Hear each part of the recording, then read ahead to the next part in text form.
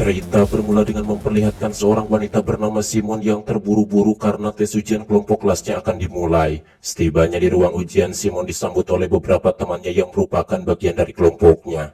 Mereka semua pun saling bercanda dan juga tertawa sebab ujian ini adalah ujian terakhir sebelum mereka lulus. Namun tak lama kemudian datanglah ayah dari Simon bernama Frederick Anderson yang langsung memaksa Simon untuk pergi dari sana. Dan Frederick juga menyuruh teman Simon agar segera pulang dan jangan keluar rumah. Di sini Simon pun tidak tahu tentang apa yang dilakukan ayahnya, apalagi ujian itu adalah penentu nilai kelulusan nantinya. Kemudian saat sudah berada di dalam mobil, Frederick berkata bahwa mereka harus segera pergi sebelum hujan yang mematikan itu turun. Mendengar itu, Simon tidak tahu maksud dari perkataan ayahnya tersebut.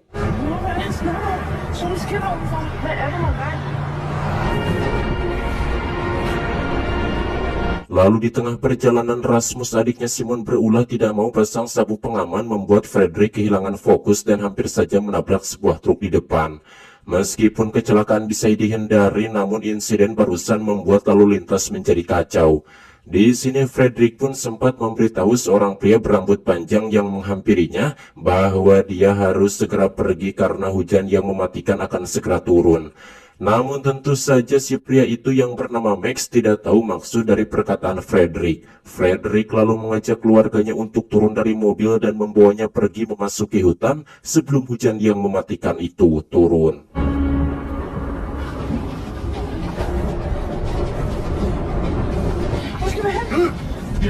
Dan tanpa disangka ternyata Frederick mengajak keluarganya untuk masuk ke bunker bawah tanah. Tepat ketika mereka telah masuk ke bunker itu, hujan pun mulai turun. Namun setelah berada di dalam bunker, Frederick terpaksa berpamitan kepada keluarganya karena harus segera pergi ke suatu tempat sebab hanya dirinya lah yang bisa menghentikan semua ini. Sebelum pergi, Frederick berpesan kepada Simon jika dia harus menjaga adiknya Rasmus karena Rasmus adalah kunci dari semua ini. Dan Frederick pun berjanji jika dia akan kembali secepat mungkin. Mendengar hal tersebut, lagi-lagi Simon pun tak tahu maksud dari perkataan ayahnya itu. Dan belum sempat Simon bertanya, Frederick pun langsung pergi dari sana.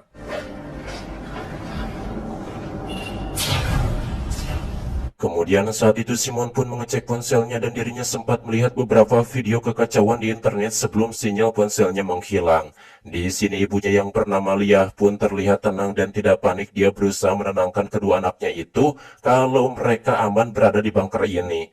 Namun tak lama kemudian terdengar suara pintu bunker digedor-gedor dari luar, di mana Simon dan Rasmus pun langsung menduga kalau itu adalah ayah mereka. Namun ibunya berkata tidak mungkin kalau ayah mereka kembali secepat itu. Akan tetapi saat ibunya lengah, Simon dan Rasmus malah pergi ke pintu masuk bunker. Dan saat Simon membukakan pintu bunker, benar saja itu bukanlah ayah mereka melainkan Max yang ingin ikut berlindung, tapi dia sudah terinfeksi virus.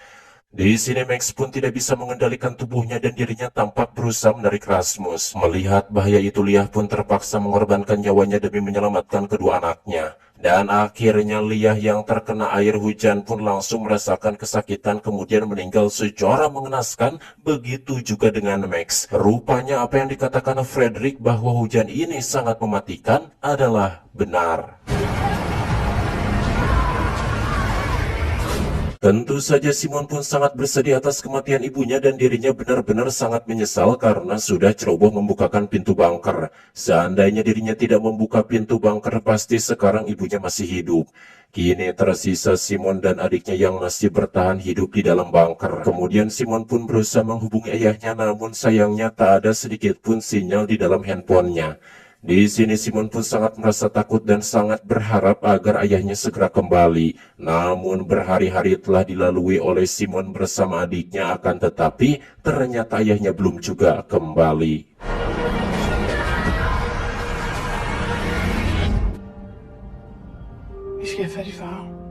Di mana hari itu ketika Simon mengecek data bunker di salah satu tablet Apollon, ternyata ada bunker lain yang menjadi tempat untuk bertahan hidup.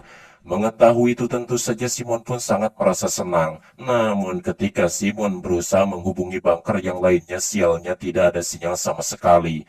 Simon kemudian teringat walkie-talkie yang berada di suatu tempat. Lalu Simon pun memanfaatkan walkie-talkie tersebut untuk menghubungi seseorang yang mungkin masih selamat. Hello?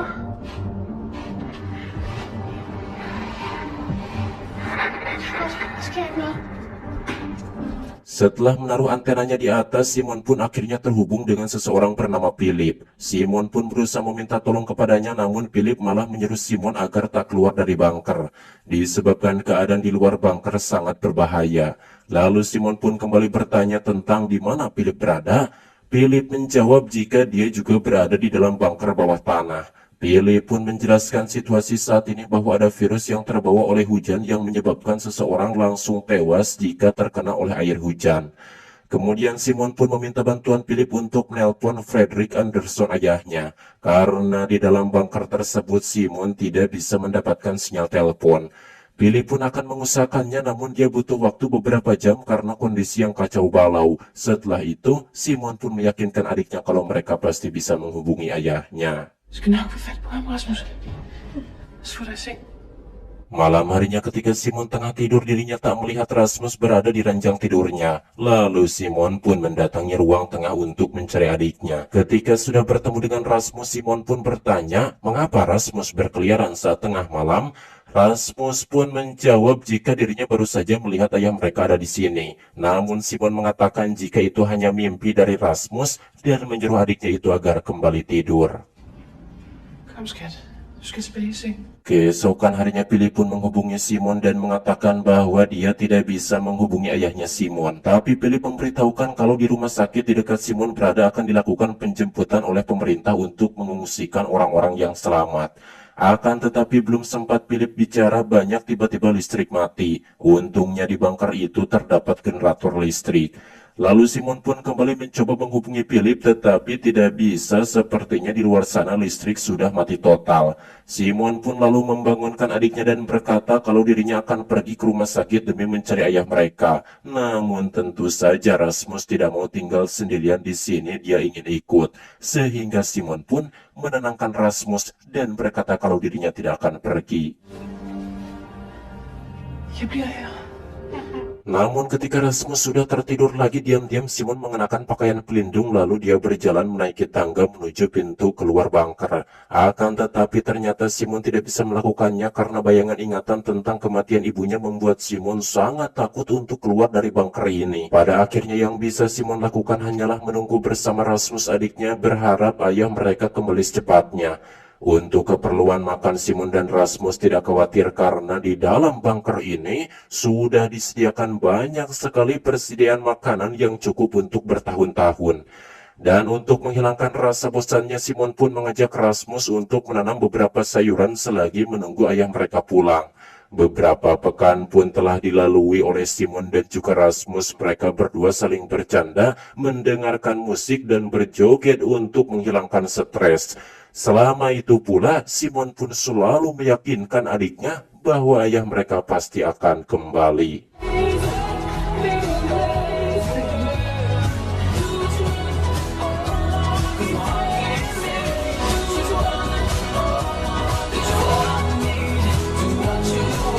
Tidak terasa 6 tahun pun telah berlalu dan kini Rasmus sudah tumbuh remaja, namun ayah mereka belum juga kembali. Selain itu, sekarang persediaan makanan di bunker ini juga tinggal sedikit lagi dan Rasmus yang menyadari hal itu dirinya muak dengan kakaknya yang selalu melarang dirinya keluar dari bunker dan terus bersikap seolah semuanya baik-baik wae.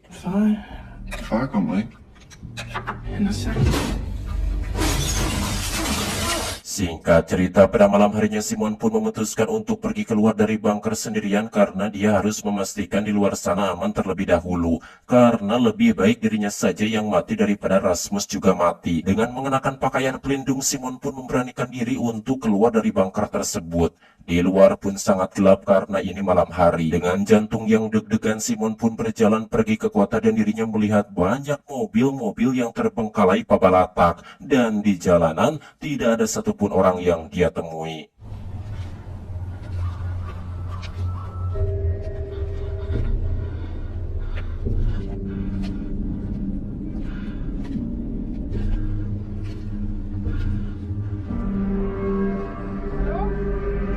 Kemudian Simon pun memutuskan untuk pergi ke rumah sakit di mana dulu Philip yang ada di radio pernah memberitahunya tentang penjemputan pemerintah untuk para warga yang selamat. Tetapi setelah sampai di sana yang Simon temukan hanyalah mayat-mayat manusia yang sudah membusuk pabalatak di mana-mana. Lalu saat itu tiba-tiba muncul serigala yang kelaparan dan langsung mengejar Simon untuk memamannya. Di bunker Rasmus terbangun saat mendengar suara alarm yang berdering. Dan Rasmus pun merasa heran karena Simon tidak mematikan alarmnya. Lalu Rasmus pun keluar dari kamarnya dan mematikan alarm di kamarnya Simon. Tapi saat di ruangan tengah ternyata Simon sudah ada, rupanya dia selamat dari kejaran serigala itu. Kemudian Simon pun memberitahu adiknya itu bahwa di luar sana sama sekali tidak ada apa-apa. Mungkin semua orang telah mati, jadi yang bisa mereka lakukan sekarang hanyalah pergi ke bunker lain yang ada di peta dan kembali melanjutkan hidup berdua di dalam bunker. Di sini Simon pun sedih karena dirinya tidak bisa melakukan apapun untuk Rasmus, hanya ini yang bisa Simon lakukan untuk menjaga Rasmus. Mendengar itu Rasmus pun langsung memeluk kakaknya itu dan menenangkannya bahwa dirinya tidak keberatan jika mereka hanya hidup berdua saja. Selama ada Simon bersamanya, Rasmus tidak akan merasa kesepian ataupun sedih dan mereka akan saling menjaga satu sama lain karena sekarang Rasmus juga sudah besar. Di sini Rasmus pun begitu senang karena mereka akan berpindah bunker yang artinya Rasmus bisa kembali melihat langit setelah sekian lamanya berdiam diri di bunker sialan ini. Mereka pun merencanakan pergi dari bunker ini besok pagi. Malam itu Simon pun tidur sekamar dengan adiknya Rasmus. Singkat waktu ketika hari mungkin sudah cukup caang dan mereka berdua masih pada molor, tiba-tiba alarm bunker disada yang memberitahukan bahwa oksigen di dalam bunker menipis, ada sesuatu yang menghalangi ventilasi udara. Kemudian Rasmus pun terbangun sementara Simon kakaknya susah sekali bangunnya padahal alarm tititan berbunyi begitu keras. Ketika Simon terbangun sudah terlambat, dirinya tidak bisa bergerak karena kadar oksigen yang sangat tipis. Lalu Rasmus yang masih kuat pun berjuang sekuat tenaga menarik tubuh kakaknya itu untuk keluar dari bunker tersebut. Tapi sialnya saat sampai di pintu keluar, Rasmus sangat kesulitan membukakan pintunya. Namun untung saja sistem bunker tersebut membuka pintu secara otomatis, sehingga saat kadar oksigen di bunker tersebut sudah kosong, keduanya sudah berhasil keluar sehingga kembali bisa bernapas. Dan di sini Rasmus pun sangat merasa senang karena bisa melihat langit dan menghirup udara segar lagi setelah 6 tahun berdiam diri di dalam bunker. Namun ternyata di sana mereka tidak sendirian, ada sekelompok orang yang mengepung mereka berdua. Kelompok itu terdiri dari 5 orang dan hanya 1 orang yang memegang senjata, yaitu pemimpinnya yang bernama Martin. Orang-orang itu berpakaian sangat tertutup dan juga mengenakan masker. Kemudian Rasmus dan Simon pun digiring masuk kembali ke dalam bunker sialan itu. Kemudian Simon dan Rasmus pun dikurung di sebuah ruangan yang kedap suara dan dikunci dari luar. Rupanya tadi malam saat Simon keluar dari bunker sendirian, Martin dan kawan-kawan melihatnya lalu mengikutinya, sehingga Martin bisa menemukan bunker ini. Dan ternyata yang menyebabkan oksigen di dalam bunker tadi menipis itu perbuatan Martin dan kawan-kawan agar Simon dan Rasmus keluar dari bunker. Kemudian saat itu Martin dan kawan-kawan pun berpencar menggeledah seluruh isi bunker untuk mencari makanan, karena mereka sudah sangat kelaparan, bedengnya kukur bukan hayang daharan. Namun tentu saja mereka tidak menemukan apa-apa karena Simon dan Rasmus sudah kehabisan persediaan makanan. Dan di sini salah satu temannya Martin yang bernama Jen menemukan 1 bungkus snack, tapi dia memakannya sendirian.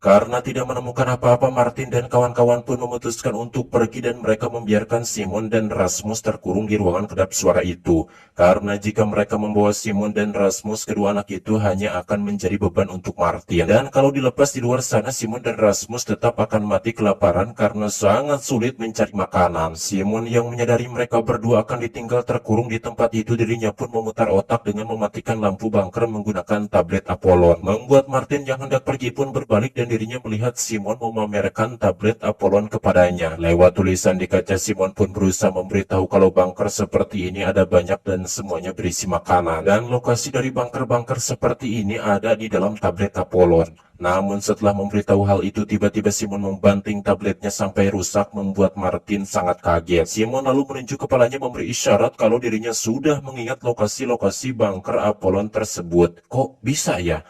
Ya bisa, karena selama 6 tahun ini Simon punya banyak waktu untuk menghafal lokasi-lokasinya.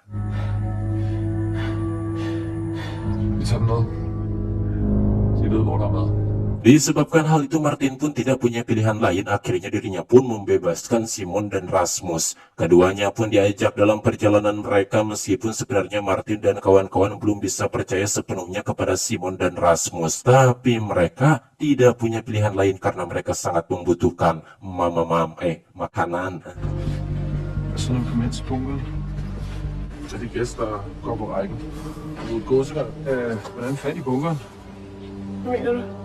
Sebelum itu di sini kita diperlihatkan dengan masa lalu dari Martin yang ternyata dirinya adalah seorang anggota militer. Di mana beberapa tahun yang lalu setelah terjadinya wabah virus hujan, Martin ditugaskan menjaga perbatasan tempat pengungsian. Dan suatu hari Martin melihat seorang wanita dengan membawa bayinya berjalan hendak melewati perbatasan.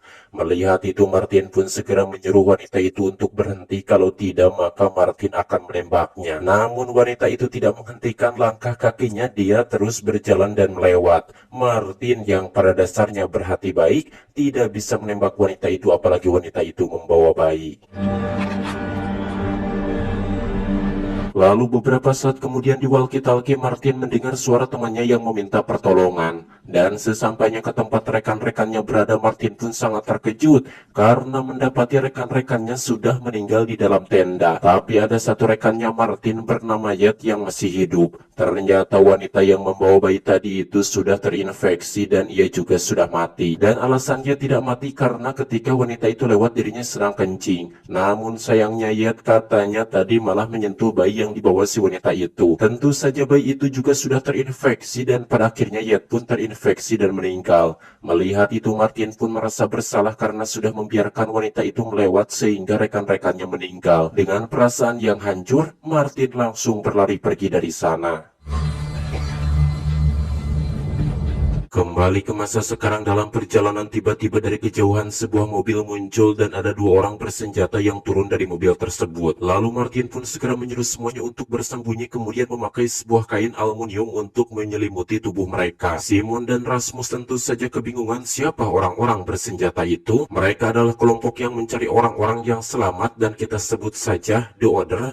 Kata The Order itu saya teringat dengan series Lost, The Order itu. Dan jika tertangkap mereka akan mati. Kemudian dua orang itu mengeluarkan sebuah drone dan drone tersebut mampu mendeteksi suhu panas dari tubuh manusia. Namun tentu saja Martin dan kawan-kawan aman karena terhalangi kain aluminium. Lalu drone itu mendeteksi seseorang yang sedang berlari dan kedua anggota The Order itu langsung berlari mengejarnya. Melihat itu Martin pun segera mengajak mereka untuk kabur sekarang juga mumpung ada kesempatan. Namun Simon dan juga rekan Martin yaitu Beatrice merasa kalau mereka harus membantu wanita itu. Awalnya Martin tidak setuju, tapi karena Simon dan Beatrice kekeh, akhirnya Martin pun terpaksa setuju.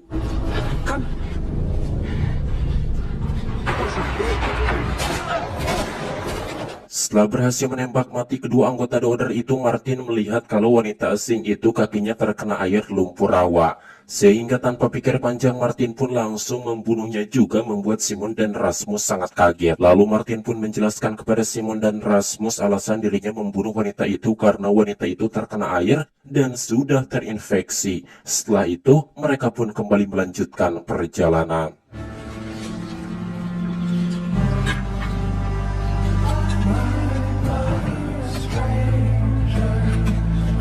Sore harinya mereka pun sampai di sebuah bangunan sekolah dan sepertinya hujan akan turun sehingga mereka pun memutuskan untuk berlindung di bangunan itu. Di sekitar situ ada banyak mayat anak kecil membuat mereka ngeri karena air sudah terkontaminasi dengan virus mematikan. Lantas bagaimana mereka minum? Ternyata Martin dan kawan-kawan terlebih dahulu menyuling air yang akan mereka minum menjadi aman. Dan tadi Martin sempat mengambil tas milik kedua anggota The Order yang isinya adalah sebuah drone dan sebuah alat yang entah apa. Mereka pun tidak tahu cara menggunakannya sehingga untuk sementara mereka pun menyimpannya.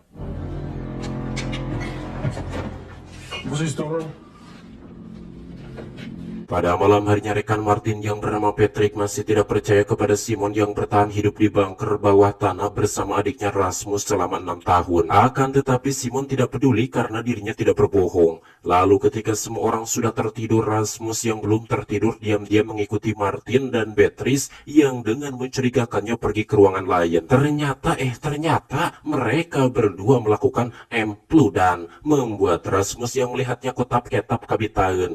Keesokan harinya mereka pun kembali melanjutkan perjalanan dengan Simon sebagai orang yang memimpin perjalanan menuju ke bunker terdekat.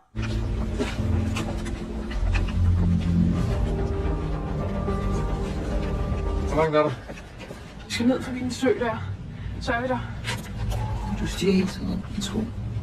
Dalam perjalanan Rasmus tidak fokus karena kepikiran adegan Emplu dan Beatrice dengan Martin semalam sehingga kakinya malah menginjak lubang yang berair. Spontan hal itu pun membuat semua orang sangat kaget dan Martin langsung bersiap untuk mengeksekusi Rasmus. Tetapi tentu saja Simon sang kakak langsung menghalanginya. Kemudian Beatrice pun segera memakai sarung tangan lalu dia melepaskan sepatunya Rasmus. Setelah diperiksa untungnya kaki Rasmus tidak basah karena air itu tidak menembus sepatunya. Tentunya hal itu pun membuat semua orang merasa lega terutama Simon. Dan tidak jauh dari sana akhirnya mereka pun sampai di bunker Apollon itu. Lalu Simon pun menempelkan telapak tangannya pada sebuah alat yang sudah disediakan. Dan tanpa disangka pintu bunker itu pun terbuka membuat mereka semua sangat merasa senang. Dan segera masuk ke dalam untuk mencari makanan. Karena perut mereka sudah sangat lapar kukurukan. Namun tentu saja hal itu menimbulkan pertanyaan di benaknya Martin, macam mana Simon bisa membuka bunker ini? Apa hubungannya Simon dengan Apollon? Ya tentu saja mereka tahu tentang perusahaan Apollon yang terkenal itu. Dan pertanyaan lainnya lagi bagaimana Simon dan Rasmus bisa terjebak dalam bunker Apollon sebelumnya selama 6 tahun, tapi Simon belum bisa menjawab pertanyaan-pertanyaan Martin itu. Untungnya si Martin mengerti dan tidak mendesaknya. Di dalam sana ternyata benar saja persediaan makanan masih ada banyak sekali, cukup untuk beberapa tahun, sehingga Beatrice dan kawan-kawan langsung memakan makanan yang ada di sana sepuasnya untuk mengisi perutnya yang sudah sangat lapar sekali. Sementara itu Simon secara tidak sengaja menemukan ponsel milik ayahnya di mana itu berarti ayah mereka pernah berada di bunker ini. Kemudian Simon pun langsung saja menemui Rasmus yang baru saja selesai mandi. Sepertinya air di bunker ini sumbernya dari mata air di dalam tanah jadi aman tidak terkontaminasi oleh virus. Lalu Simon pun menunjukkan ponsel milik ayahnya itu kepada adiknya. Dan di ponsel itu mereka melihat sebuah video yang dikirim oleh bos perusahaan Apollon, di mana si bos berkata bahwa dirinya berhasil sampai di kantor pusat Apollon di Norrköping, Swedia, dan dirinya menyuruh Fredrik menyusul ke sana. Dan apapun yang terjadi mereka harus menemukan obatnya jika tidak ingin dunia berakhir. Kemudian si bos pun menjelaskan bahwa hanya Fredrik lah yang bisa menyelesaikan semua ini. Setelah melihat video barusan, Simon pun yakin kalau ayah mereka masih hidup dan ada di kota Norrköping, Swedia, sedang berusaha untuk menyelamatkan dunia. Jadi mereka harus pergi ke sana. Lalu Simon pun menunjukkan video bos Apollon itu kepada Martin, kemudian mengatakan kalau ayah mereka masih hidup dan sedang berusaha menyelamatkan dunia. Jadi mereka harus pergi ke kota Norrköping, Swedia. Simon juga akhirnya menceritakan tentang ayah mereka yang bekerja untuk perusahaan Apollon. Oh ya, by the way, mereka ini berada di negara Denmark, kebetulan tidak terlalu jauh dengan kota Copenhagen. Dari kota Copenhagen mereka bisa langsung ke Swedia hanya dengan menyeberangi jembatan besar. Akan tetapi Martin tidak tertarik. Lagi pula video dari bos Apollon itu sudah 6 tahun yang lalu dan Martin pikir ayah Simon tidak berhasil. Karena jika mereka masih hidup, kenapa dia tidak menjemput mereka di bunker itu? Tetapi Simon dan Rasmus yakin kalau ayah mereka memiliki alasan di balik semua itu. Jadi mereka berdua tetap akan pergi meskipun Martin dan kawan-kawan tidak ikut. Mendengar itu Martin pun berpesan agar mereka berdua berhati-hati karena ada banyak orang jahat di luar sana yang akan rela melakukan apapun untuk mendapatkan makanan. Setelah semuanya siap, Rasmus dan Simon pun keluar dari bangkar tersebut pergi menuju ke Swedia dengan berjalan kaki. Di sini Rasmus sedikit merasa takut, namun Simon menenangkan adiknya itu bahwa dirinya sebisa mungkin akan menghindari para penyintas lain dan mereka akan sampai di bangker selanjutnya sebelum hari poe. Kemudian di sini kita diperlihatkan awal mula Beatrice bergabung dengan Martin, di mana saat itu Beatrice dan kedua temannya itu yaitu Lea dan Jen dikejar oleh orang asing bersenjata dan mereka berhasil tertangkap. Rupanya yang mengejar adalah Martin dan Patrick.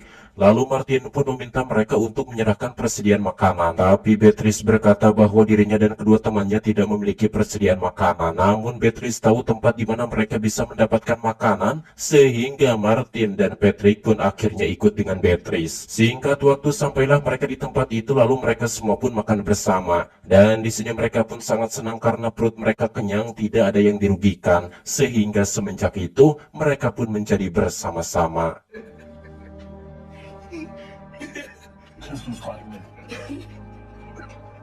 Kembali ke masa sekarang, setelah kepergian Simon dan Rasmus, terlihat Martin dan Patrick bermain bola pingpong dengan alat seadanya untuk menghilangkan bosan. Lalu tak lama kemudian Lea dan Beatrice yang baru datang menanyakan di mana Simon dan Rasmus. Martin pun menjawab dengan sejujurnya.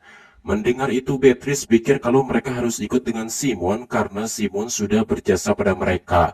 Dan jika membiarkan Simon dan Rasmus pergi berdua saja, mereka bisa saja mati di tengah jalan. Namun Martin tetap pada pendiriannya tidak akan ikut, sehingga Beatrice dan Lea memutuskan untuk pergi saja tanpa Martin. Dan Jen yang baru datang juga langsung diajak menyusul Simon dan Rasmus. Hacken tænker, jeg skal finde Simon og Rasmus. Kom.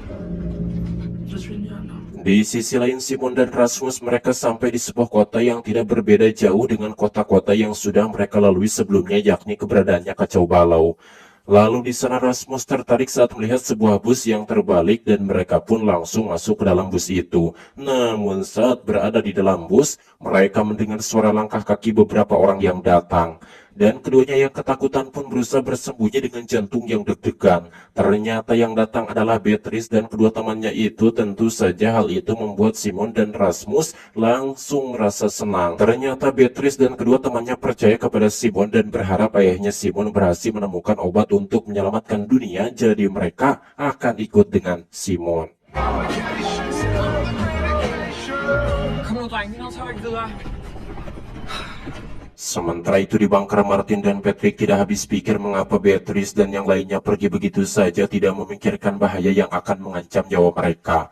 Merasa kesal bercampur khawatir, Martin pun akhirnya memutuskan untuk menyusul Beatrice dan yang lainnya. Sedangkan Beatrice sendiri bersama yang lainnya terlihat kini mereka sedang beristirahat sambil menyantap makanan yang mereka bawa. Setelah selesai makan, Jen meminta izin untuk mencari kacamata baru karena kacamata yang sekarang ia pakai tidak nyaman dipakainya.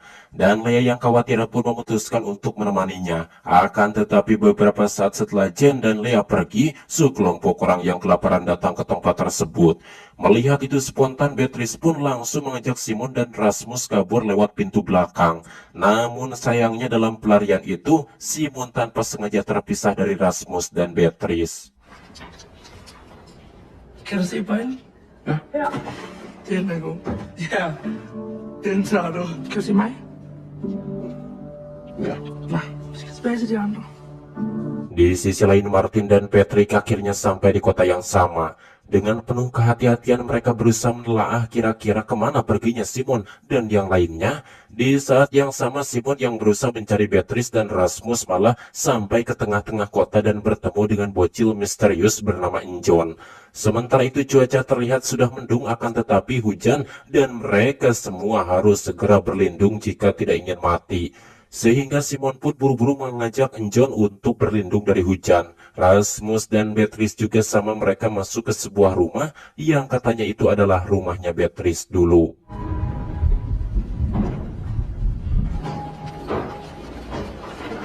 Di dalam sana Beatrice tampak sedih saat melihat orang tuanya yang sudah mati membusuk dalam kondisi saling berpelukan di tempat tidur. Lalu Rasmus yang tampaknya menyukai Beatrice pun berusaha menguatkan Beatrice sambil mencari kesempatan. Di sisi lain Martin dan Patrick juga sudah berlindung di dalam bus yang tadi sempat dimasuki oleh Rasmus dan Simon. Di dalam sana Patrick yang gabut membuka alat yang sebelumnya dirinya dapatkan dari kelompok The Order. Lalu Patrick pun menjatuhkannya karena Patrick pikir kalau alat itu tidak berguna. Namun secara tanpa sengaja Patrick membuat alat tersebut berfungsi. Alat itu menampilkan peta di mana mereka berada. Dan yang mengejutkannya lagi adalah tempat mereka berada sekarang ini adalah zona karantina dan ada tanda sekat di dinding besar yang menghalangi. Sementara itu Simon masih berlindung bersama John dan terlihat di sana bocil itu menelan pil untuk menghilangkan rasa sakit di perutnya. Mendengar itu Simon pun merasa sedih karena ternyata maksud John untuk menghilangkan rasa sakit di perutnya itu dirinya lapar. Lalu Simon pun memberikan makanan kepada John, tapi tiba-tiba John tidak sadarkan diri. Kemudian bapaknya datang dan meminta Simon untuk menjauh dari putranya. Di sini Simon pun mencoba meluruskan kesalahpahaman itu bahwa dirinya hanya berniat baik.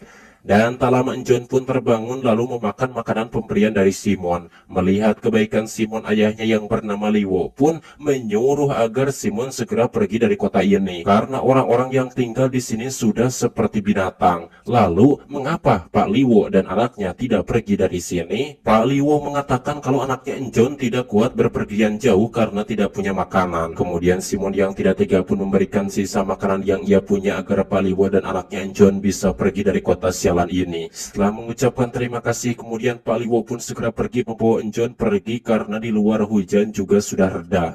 Akan tetapi setibanya di luar malangnya Pak Liwo dan John malah diserbu oleh sekelompok orang yang kelaparan. Mereka dikerumuni dan tentu saja pada perebutan makanan yang dimiliki Pak Liwo dan John. Melihat itu Simon pun sangat histeris, namun dirinya tidak bisa berbuat apa-apa, kemudian diam-diam pergi dari sana menuju ke tempat sebelumnya mereka berkumpul.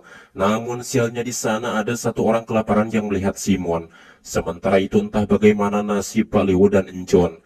Setibanya di sana untungnya teman-temannya sudah berkumpul. Lalu Simon pun buru-buru mengajak mereka semua untuk segera pergi karena di sini sangat berbahaya. Akan tetapi si orang kelaparan tadi yang bernama Nunun berhasil menyusul dan mengancam dengan menggunakan pisau buatan Cibatu Tea bahwa mereka harus menyerahkan semua makanannya. Simon yang ketakutan pun menyuruh pada teman-temannya agar memberikan saja sebagian makanan mereka kepada Pak Nunun karena masih ada makanan di bunker lain. Mendengar ada makanan di bunker lain, Pak Nunun tidak mau makanan yang diberikan oleh mereka. Dia mau diberitahu tentang bunker tersebut, lalu menarik Rasmus dan mengancam akan membunuhnya.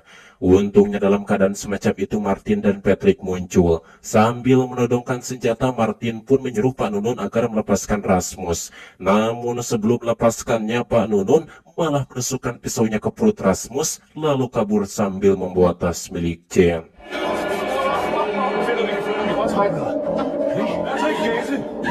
Kemudian mereka pun membawa Rasmus yang terluka itu dengan menggunakan troli dan berusaha secepat mungkin sampai di bunker selanjutnya untuk memberikan pertolongan kepada Rasmus. Namun sesampainya di bunker, pintu bunkernya tampak sudah rusak, sepertinya pernah ada sekelompok orang yang membobolnya.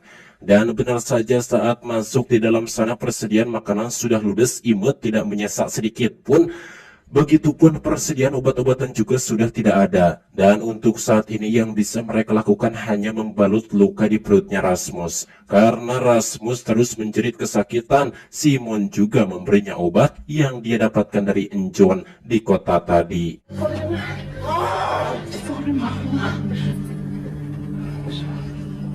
Ska jag klia sen? Ska du få solid? Kemudian Simon memberitahu Martin kalau di kota tadi dirinya sempat bertemu dengan orang yang cukup waras bernama Pak Liwo. Dan tadi Pak Liwo sempat memberitahu Simon bahwa dirinya berencana akan pergi bersama anaknya John ke sebuah tempat yang terdapat seorang dokter di sana. Jadi sepertinya saat ini mereka juga harus ke sana untuk menolong Rasmus. Mendengar itu Martin setuju, tapi sebelum itu dirinya juga memperlihatkan peta yang muncul dari alat milik The Order. Awalnya Martin mengira bencana virus hujan mematikan ini melanda seluruh dunia. Tapi setelah melihat ini Martin menyadari sesuatu, jika mereka sekarang berada di zona karantina dan terhalangi oleh dinding besar.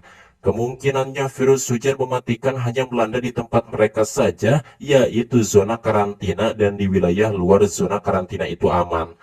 Di mana itu artinya di luar sana masih ada kehidupan yang layak dan tidak kacau balau seperti di sini. Oleh karena itu Martin memutuskan untuk ikut bersama dengan Simon karena dirinya ingin keluar dari dinding zona karantina dan berharap bisa merasakan kehidupan yang layak lagi di luar sana, tidak membagongkan seperti di wilayah ini.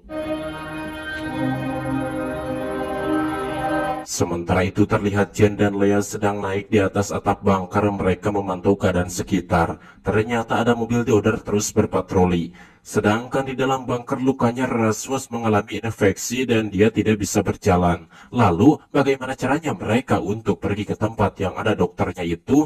Di sini Beatrice tampak sangat perhatian kepada Rasmus dan itu membuat Martin kurang nyaman.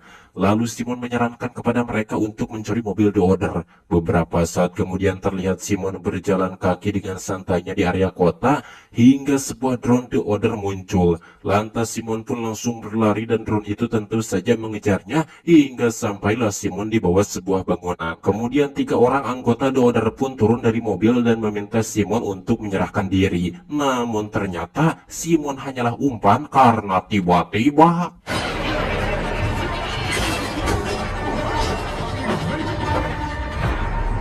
setelah berhasil melumpuhkannya, mereka pun mengikat ketiga anggota deoder itu. Dan di sini terjadi perdebatan antara Simon dan Patrick, di mana Patrick ingin ketiga anggota deoder itu dibunuh. Sedangkan Simon ingin melepaskannya karena mereka cuma butuh mobilnya saja. Melihat itu Martin pun melerai perdebatan mereka, kemudian menanyakan kepada anggota deoder tentang apa yang ada di luar zona karantina, kenapa ada semacam sekat dinding besar di peta, dan apakah benar di luar sana seperti apa yang dia pikirkan, yaitu tidak adanya virus hujan mematikan. Namun mereka tidak mau buka mulut meskipun Martin menghajarnya. Simon lalu minta izin mengambil alih, yang mana dirinya akan mencoba menanyai mereka dengan cara yang lembut. Tapi ternyata tetap saja mereka bertiga tidak mau menjawabnya. Kemudian di sana Jen melihat salah satu dari mereka memiliki tato bergambar ular di tangannya. Entah kenapa seketika Jen pun langsung terkejut dan juga marah, lalu dirinya pergi menyusul Martin yang sedang bersama Patrick di mobil dan memintanya agar membunuh mereka. Martin pun lalu kembali dan menyuruh teman-temannya untuk pergi duluan ke mobil. Setelah itu Martin pun langsung saja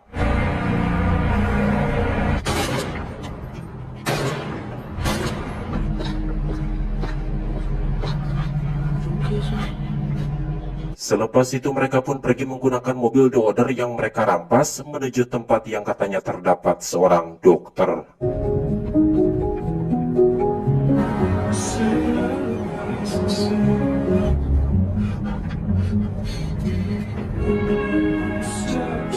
Kemudian di sini kita diperlihatkan dengan masa lalu dari Jen saat dirinya masih sendirian. Jen luntang-lantung kelaparan di tengah wabah virus hujan mematikan. Pada momen itu Jen terjatuh pingsan saat matanya tertutup. Jen sempat melihat siluet seorang gadis kecil yang datang ke arahnya. Singkat cerita, saat Jen terbangun dari pingsannya, ada seorang gadis kecil pirang di dekatnya. Ternyata Jen ditolong oleh sebuah keluarga yang baik dan diajak makan oleh mereka. Di mana keluarga ini terdiri dari si suami bernama Einar, istrinya bernama Hannah, dan putrinya bernama Vildi. Diketahui kalau Vildi ini adalah seorang gadis tunarungu yang ceria dan dirinya meminta Jen untuk tinggal bersama mereka. Orang tuanya pun setuju dan berharap Jen bisa menjadi teman putri mereka itu. Dengan senang hati Jen pun menerima tawaran tersebut. Semenjak saat itu Jen menjadi bagian keluarga tersebut dan dirinya seringkali menghabiskan waktu bersama dengan Vildi dan sudah menganggap Vildi layaknya adik kandungnya sendiri. Bahkan Jen mempelajari bahasa isyarat dari Vildi agar lebih mudah untuk berkomunikasi dengannya.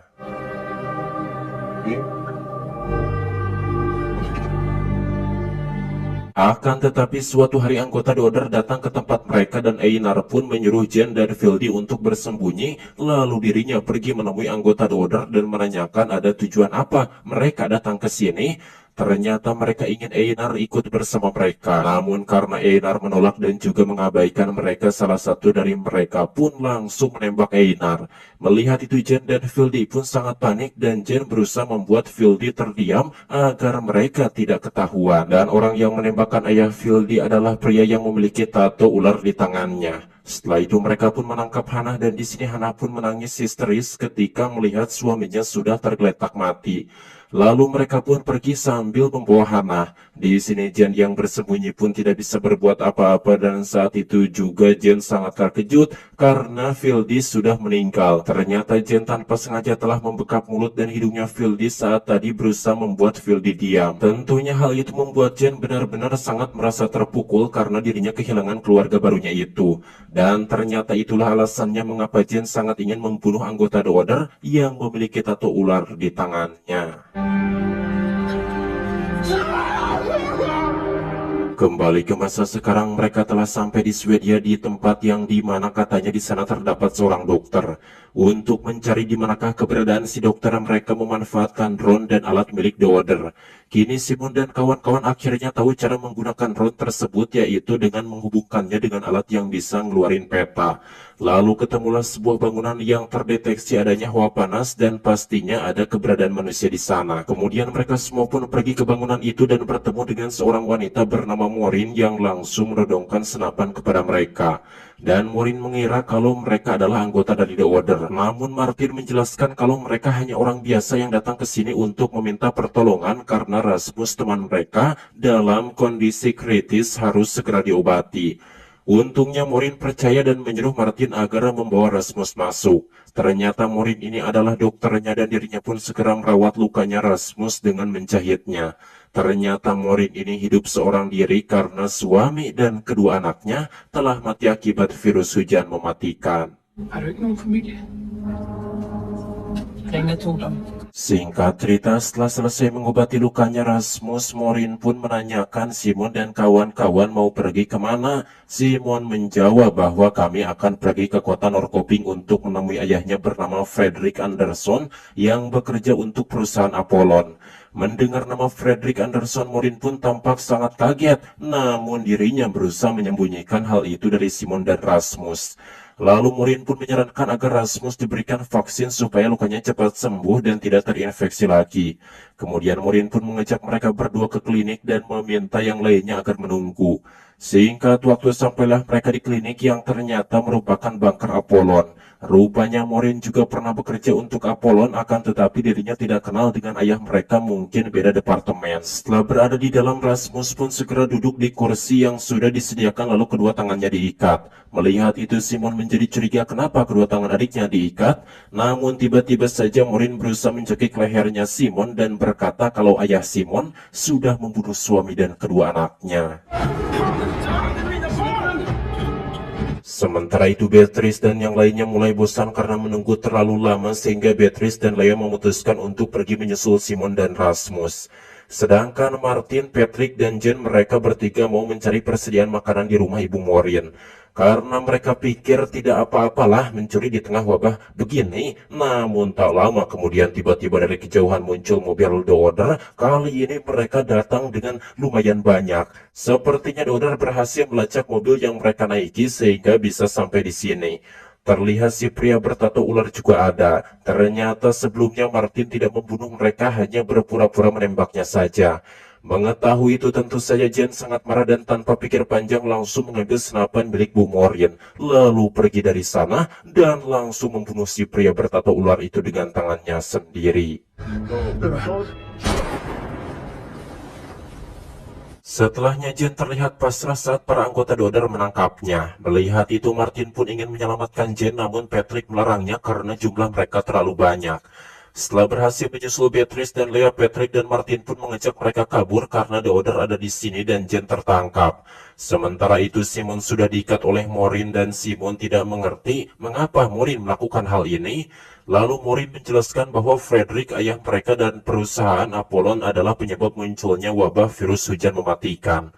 Padahal Maureen sudah memperingatkan mereka, tapi Fredrik dan bos Apollon sama sekali tidak mau mendengarkan karena yang mereka pikirkan hanyalah bisnis dan juga uang. Mengetahui fakta itu, Simon dan Rasmus pun terkejut, tapi di situ mereka antara percaya dan tidak.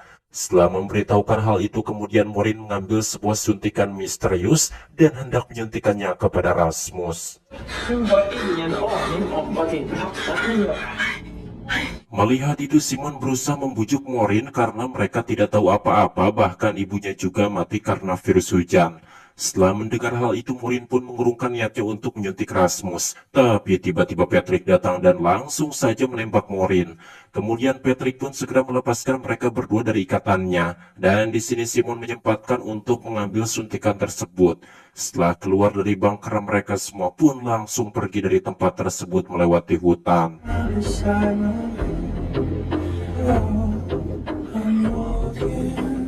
Singkat cerita, sampailah mereka di tempat bernaung yang sepertinya aman. Dan saat yang lainnya sudah masuk, Patrick marah kepada Martin. Mengapa Martin tidak membunuh kelompok Dodder sewaktu di kota dan malah lebih mendengarkan perkataan Simon daripada Patrick? Padahal Patrick sudah mengikuti Martin selama 6 tahun, dan sekarang mereka harus kehilangan Jen sebagai bayarannya. Mendengar itu, Martin tidak menjawab dan langsung pergi. Waktu pun berlalu dan malam pun poek. Di sini Simon yang melihat Martin bersedih menghampirinya lalu menggenggam tangannya Martin untuk menguatkannya. Dan Beatrice yang melihat itu merasa cemburu.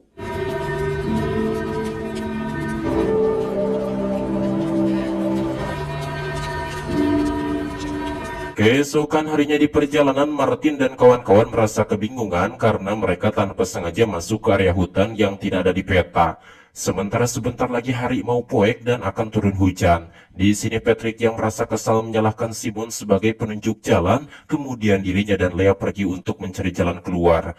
Sepertinya Patrick menjadi emosional karena mereka telah kehilangan Jen. Lea pun meminta Patrick untuk kuat karena dia juga sama merindukan Jen. Lalu tak jauh dari sana mereka berdua menemukan sebuah rumah besar yang nampak angker, tapi ada cahaya di sana yang menandakan adanya kehidupan. Shit, this is real. Let's get it. Setelah memberitahu yang lainnya, mereka semua pun bersama-sama mendekat ke rumah misterius itu dengan penuh hati-hati. Lalu di sana muncullah seorang bapak-bapak bernama Pak Wojo dan ada juga dua ibu-ibu yang menyambut mereka.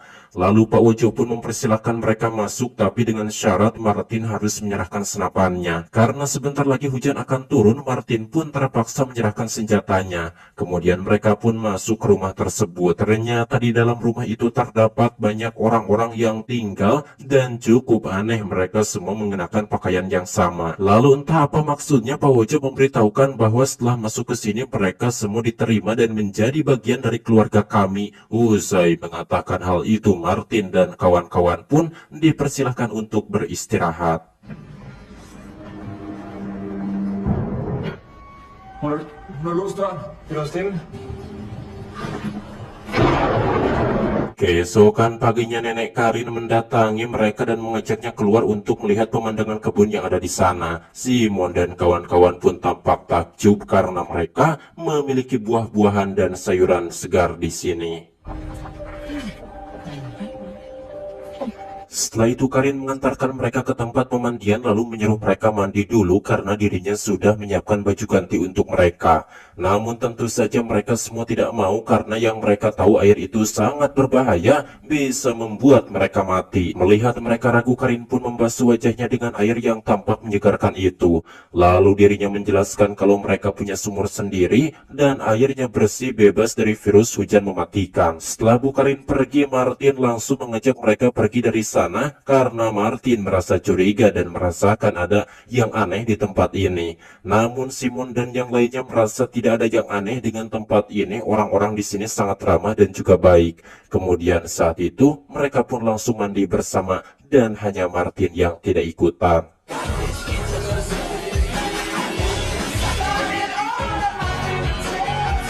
Setelah selesai mandi, Simon melihat kalau Rasmus lukanya terinfeksi lagi. Lalu dirinya pun membawa Rasmus pada dokter yang ada di tempat itu bernama Encuy. Sebelum membersihkan dan menjahitnya lagi luka di perutnya Rasmus, Mang Encuy ingin menyuntikkan obat bius dulu. Tapi Simon yang melihat kalau suntikannya itu mirip sama suntikan milik Bu Morin langsung melarangnya. Dan saat Mang Encuy lengah, Simon mengambil suntikan milik Mang Encuy. Setelah itu Simon pun memberikan obat penghilang rasa sakit pada Rasmus yang sebelumnya dirinya dapatkan dari Injon. Sementara itu Lea, Beatrice, dan Patrick mereka sedang makan dengan lahapnya karena sudah lama mereka tidak makan makanan yang enak dan lezat seperti ini. Sedangkan Martin yang merasa curiga, dirinya menyelidiki ruangan-ruangan di rumah itu secara diam-diam.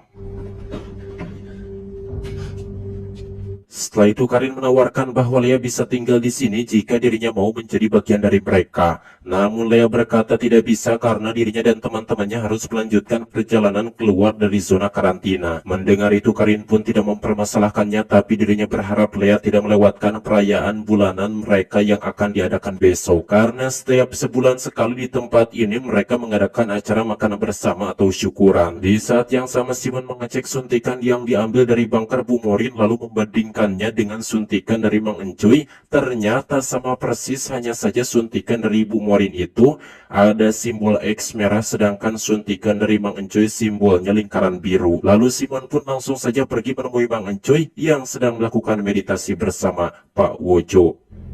Undskyld, jeg bliver simpelthen nødt til at vide. Kemudian Simon pun langsung menanyakan kepada Mang Encuy tentang suntikan itu karena suntikannya sama dengan suntikan Dr. Morin yang ingin membunuh Rasmus. Dan apa hubungannya Mang Encuy dengan Apollon? Namun Pak Wojo berkata bahwa Mang Encuy tidak boleh menjawab pertanyaan dari Simon karena peraturan di sini melarang para penghuninya untuk membahas masa lalu ataupun mengingatnya. Kemudian Pak Wojo pun berusaha membujuk Simon bahwa Simon jangan pernah ingin tahu apa isinya. Di sisi lain Martin masih belum bisa menghilangkan kecurigaannya terhadap tempat ini. Jadi dirinya menyelidiki ruangan-ruangan di rumah itu secara diam-diam. Hingga Martin menemukan sebuah ruangan yang aneh di basement. Kemudian Martin melihat ada beberapa orang yang tampak sedang bekerja di dapur seperti sedang memotong-motong daging. Akan tetapi saat Martin mau menghampirinya, dirinya ketahuan oleh seorang wanita yang langsung menyuruhnya untuk pergi dari tempat tersebut. Dan hal itu membuat Martin semakin curiga. Saat Martin kembali, dirinya bertemu dengan Simon dan langsung mengajak Simon pergi ke dapur tadi. Namun sesampainya di sana sudah tidak ada siapa-siapa lagi dan juga tidak terdapat sesuatu apapun yang mencurigakan. Lalu Martin pun memberitahu bahwa mereka harus segera pergi dari tempat ini.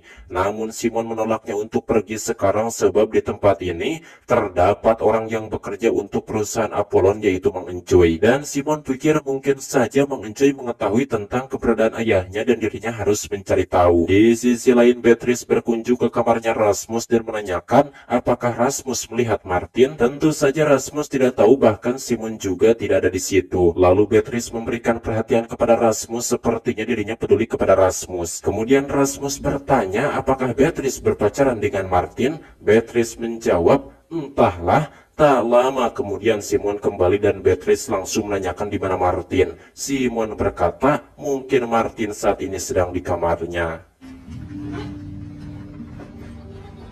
Beatrice yang curiga lalu mendatangi Martin dan ia pikir kalau Martin habis empludan dengan Simon. Kelihatannya Beatrice cemburu, namun anehnya Beatrice juga tadi memberikan harapan kepada si Rasmus. Entah siapa sebenarnya si bebenguk yang disukai Beatrice ini. Namun yang jelas kalau kalian nemuin cewek model beginian mending dijauhi saja kawan karena bisa selingkuh dari belakangnya. Martin lalu menjelaskan kalau dirinya tidak empludan dengan Simon melainkan hanya pergi menyusuri ruangan demi ruangan di rumah ini, mencoba mencari tahu hal-hal yang mencurigakan. Lalu pada keesokan harinya mereka semua berkumpul di satu ruangan dan Martin yang sudah berpikir dengan matang mengajak mereka pergi dari tempat ini sekarang juga. Namun teman-temannya tidak mau, apalagi Simon yang masih ingin menyelidiki hubungan tempat ini dengan Apollon. Mendengar itu Martin sangat kesal dan memutuskan untuk pergi duluan dari sana karena mereka susah dikasih tahu tidak pakai tempe.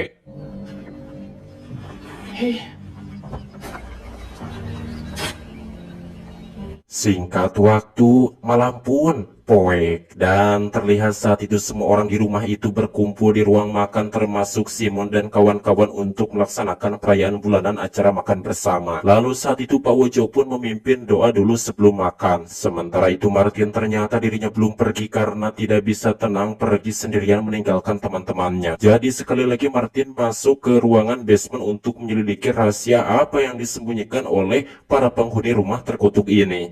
Lalu ketika Martin membuka sebuah lemari es, dirinya pun benar-benar sangat terkejut karena menemukan potongan tubuh manusia di dalamnya. Sedangkan di ruang makan setelah semua orang selesai menyantap hidangannya, Pak Wojo pun berpidato di depan semua orang bahwa sekarang dirinya akan menunjuk seseorang yang akan dipersembahkan jasadnya. Mendengar itu Lea dan kawan-kawan pun akhirnya menyadari kalau yang mereka makan barusan adalah daging manusia dan hal itu membuat mereka langsung mual ingin muntah. Sialan kau Wojo. Namun saat mereka hendak pergi dari tempat itu, Pak Wojo dan yang lainnya menghentikan mereka. Karena jika mereka sudah memakan jamuan, itu artinya mereka sudah menjadi bagian dari sekte tersebut. Lalu tiba-tiba saat itu Martin datang dan langsung mencipol wajahnya Pak Wojo. Tapi detik itu juga Mang Encuy muncul sambil membawa senapan, sehingga Martin langsung tidak bisa berkutik. Mang Encuy lalu mengatakan bahwa teman-teman Martin tidak boleh pergi dulu sebelum bunga di bungkusan yang mereka ambil sebelumnya ditemukan. Ternyata perayaan bulanan mereka itu sebenarnya adalah acara untuk menentukan siapa yang akan mereka sembelih untuk persediaan makanan mereka. Berarti setiap 1 bulan ada orang yang harus merelakan nyawanya. Singkat cerita, setelah semua orang membuka, ternyata bunga itu ada pada bungkusannya Lea. Itu berarti Lea akan dikorbankan untuk makan mereka. Tentu saja hal itu membuat jantung Lea terasa copot. Namun saat Lea akan dibawa ke basement, nenek Karin yang merasa tidak tega, dirinya dengan ikhlas menggantikan posisi Lea sehingga Lea pun selamat. Lalu sebelum dibawa untuk disembelih, nenek Karin pun memeluk Lea dan berkata kalau Lea harus tetap hidup disebabkan dirinya masih muda.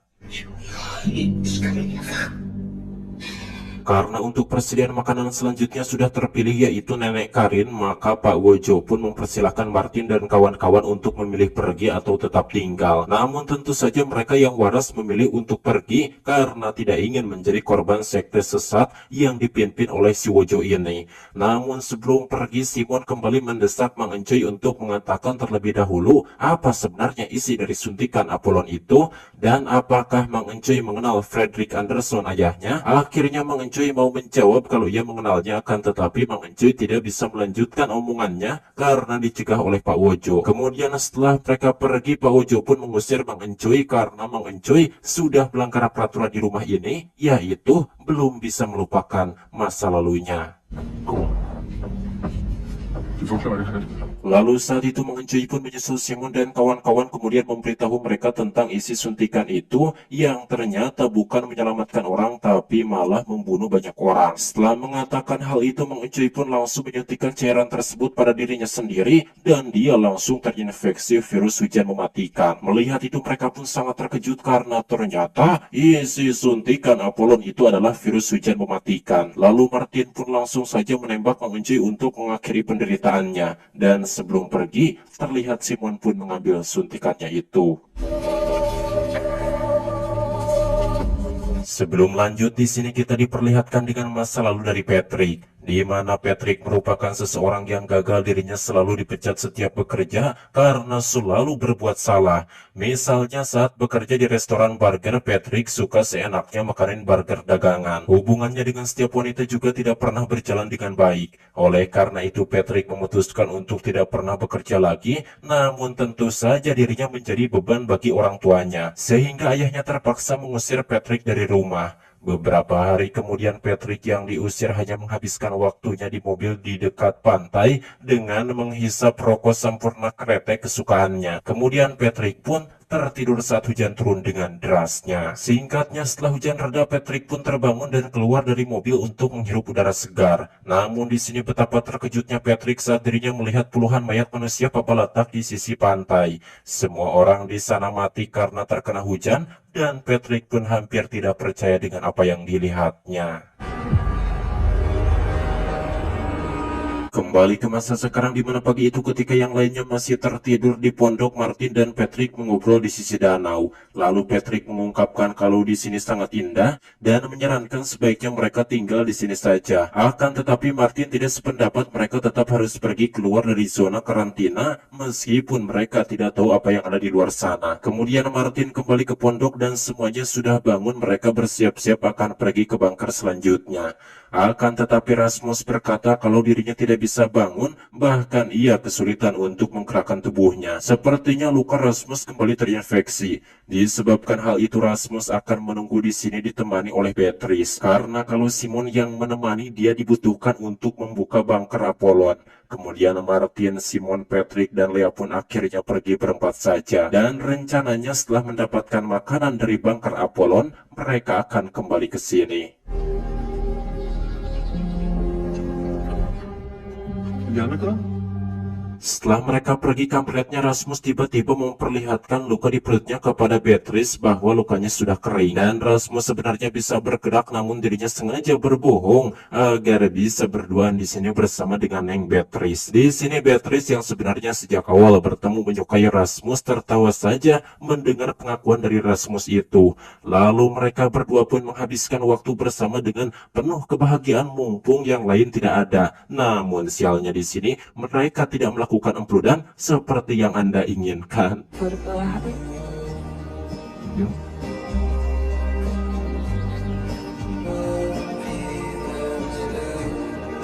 Di sisi lain, Martin dan kawan-kawan telah sampai ke bunker Apollon. Namun melihat keadaan di sana sepertinya pernah ada orang di tempat itu karena ada gambar-gambar anak kecil di atas meja dan juga di lemari. Mereka pun menyimpulkan jika sebelumnya ada sebuah keluarga yang tinggal di bunker tersebut.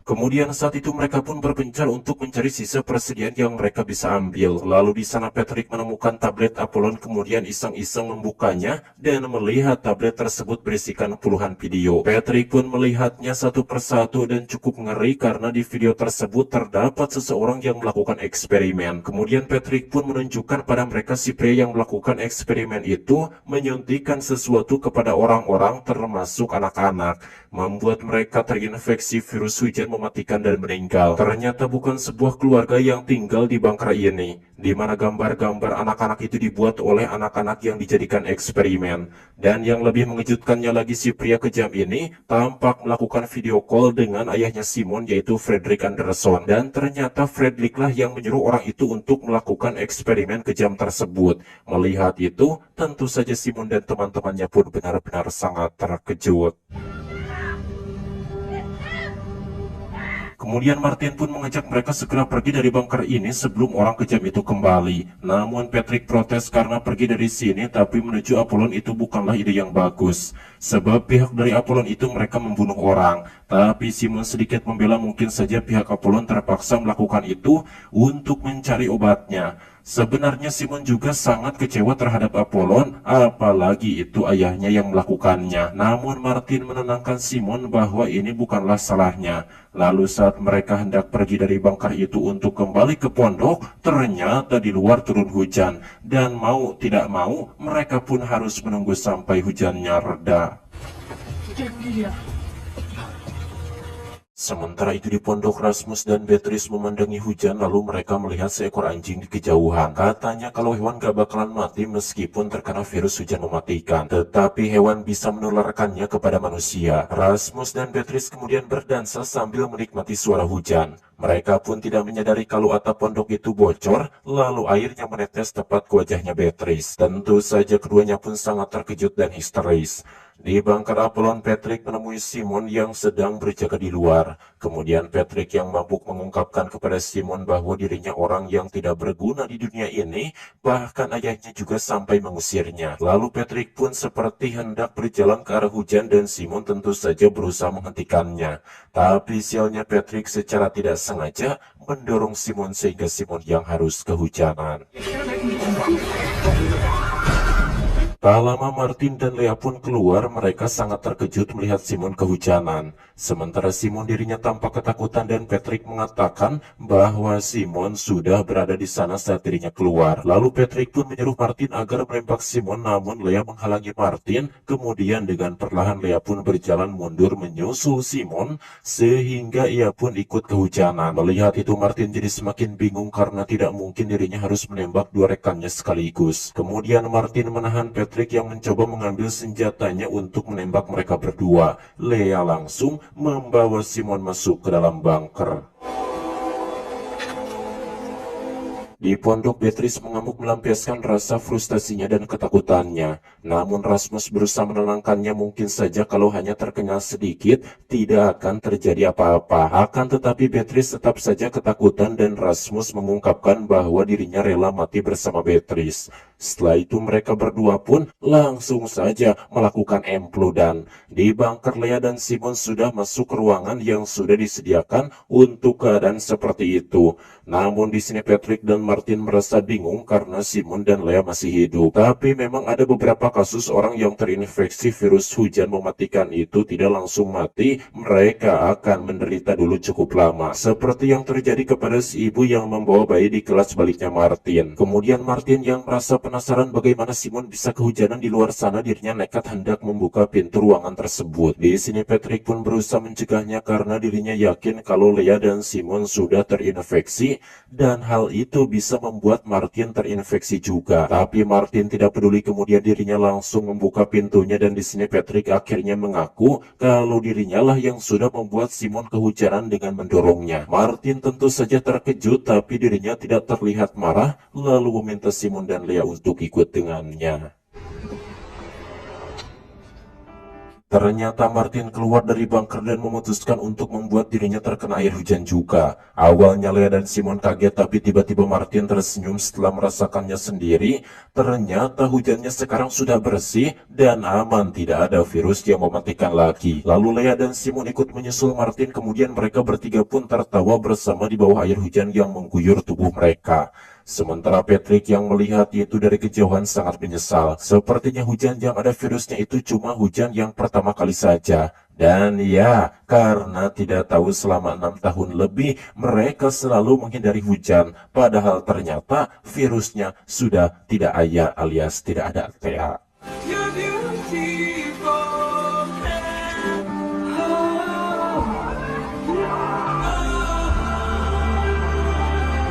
Kemudian di sini kita diperlihatkan awal mula Martin bertemu dengan Patrick, di mana saat itu Patrick sangat kesal karena mobilnya mogok. Dan kebetulan dirinya bertemu dengan Martin yang tampak menodongkan senapan padanya. Ternyata Martin hanya ingin meminjam korek api buat ngudut surya kesukaannya. Lalu Martin berkata kalau dirinya sudah lama tidak ngudut karena susah banget nyari korek api dan dia sangat beruntung bertemu dengan Patrick. Mendengar itu Patrick pun sangat senang karena sebelumnya belum pernah ada seorang pun yang berucap seperti itu kepadanya. Kembali ke masa sekarang, Rasmus dan Beatrice yang habis dan mereka pasrah menghadapi kematian yang akan menimpa mereka. Di sini mereka tidak tahu kalau hujannya tidak berbahaya, jadi itu artinya mereka berdua bakalan aman. Beralih ke bunker, Martin juga menyelimuti Simon yang akan tidur. Mereka berdua pun kini menjadi dekat dan sepertinya telah tumbuh benih-benih cinta di antara mereka. So what? C'est Simon. Lalu pada keesokan harinya Martin meminta Patrick untuk berkemas. Namun saat Patrick selesai berkemas dan keluar dari bunker, dirinya heran melihat Martin yang tidak membawa apa-apa. Dan ternyata Martin menyuruh Patrick untuk pergi karena Patrick sudah mencoba membunuh Simon. Setelah mengatakan itu, Martin kembali masuk ke bunker dan menutup pintunya, membuat Patrick sangat sedih. Di pondok, saat Rasmus terbangun, dirinya melihat ada seekor anjing di sana yang langsung Rasmus usir. Setelah itu Rasmus membangunkan Beatrice dengan mesra, akan tetapi ternyata Beatrice sudah meninggal. Tentu saja hal itu membuat Rasmus sangat terkejut dan hampir tidak percaya kalau wanita yang dicintainya sudah tidak bernyawa. Beberapa saat kemudian terlihat Patrick kembali ke sana dan dirinya pun benar-benar kaget ketika melihat Beatrice sudah mati. Lalu Patrick pun berlari pergi karena dirinya tidak ingin terinfeksi. Lalu, apakah Beatrice terinfeksi dan mati karena anjing yang tadi? Tentu saja bukan, karena sebenarnya Rasmus ini sudah terinfeksi virus hujan mematikan sejak awal, bahkan sejak kecil. Diceritakan dulunya Rasmus ini punya penyakit yang susah disembuhkan, dan Rasmus pun sembuh setelah dia suntik dengan virus hujan mematikan oleh bapaknya sendiri. Seharusnya Beatrice tidak mati karena jika hanya berdekatan dengan Rasmus itu tidak akan tertular. Tetapi karena Beatrice empluh dan bersetubuh dengan Rasmus, dirinya pun tertular virus tersebut dan meninggal. Singkatnya, Rasmus yang membawa Beatrice pun sampai ke bunker Apollon tempat Simon, Martin, dan Lea berada. Sedangkan Patrick terlihat terus berlari sampai terjatuh, lalu tiba-tiba kepalanya dirungkup oleh Dodder.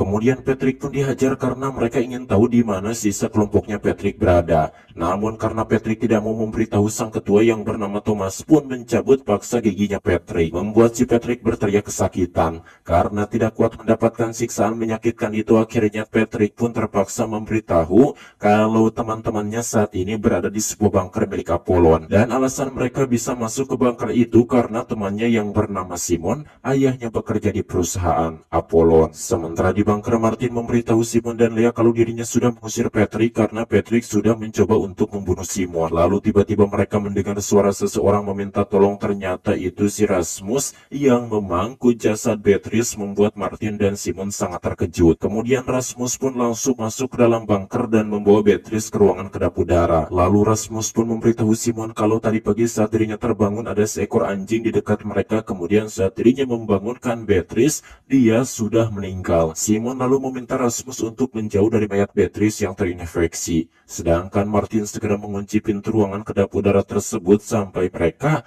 tidak bisa lagi mendengar suaranya Rasmus yang terus merengek.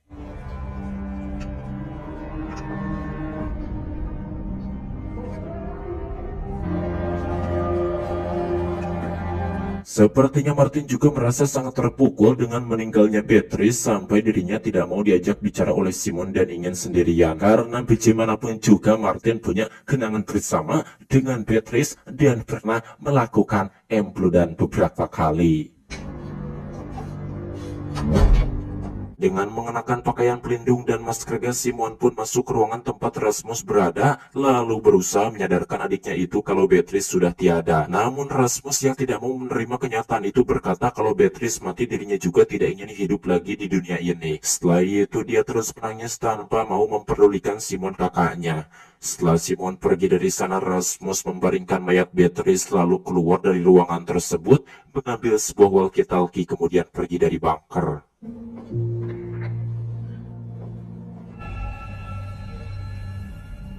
Beberapa saat kemudian Simon, Leah, dan Martin terkejut karena Rasmus menghilang. Lalu Simon meminta Martin dan Leah untuk menunggu saja di bunker karena Simon sendiri yang akan mencari adiknya itu. Ternyata Rasmus kembali ke pondok, lalu dengan menggunakan walkie-talkie itu, dirinya pun menghubungi The Order dan Thomas yang menerima panggilannya. Kemudian Rasmus pun memberitahu keberadaannya kepada Thomas dan menyuruh mereka untuk menangkapnya. Patrick yang mengenal kalau itu suara Rasmus merasa heran, kenapa si Rasmus masih hidup? Seharusnya dia sudah koid karena tadi pagi Patrick melihat sendiri kalau anak itu memangku Beatrice yang sudah terinfeksi. Mendengar itu Thomas pun merasa bahagia dan berkata pada rekannya yang bernama Entuy, akhirnya kita dapat satu. Tapi entah apa maksudnya itu. Singkat cerita, Rasmus pun telah ditemukan oleh Thomas dan Patrick juga dibawa oleh mereka. Di sini Rasmus pun terlihat sedih dan galau, bahkan saat Mares mencoba bertanya, Rasmus hanya menjawab kalau dirinya hanya ingin mati. Di saat yang sama dari alat drone pendeteksi suhu tubuh, Simon bisa melihat 4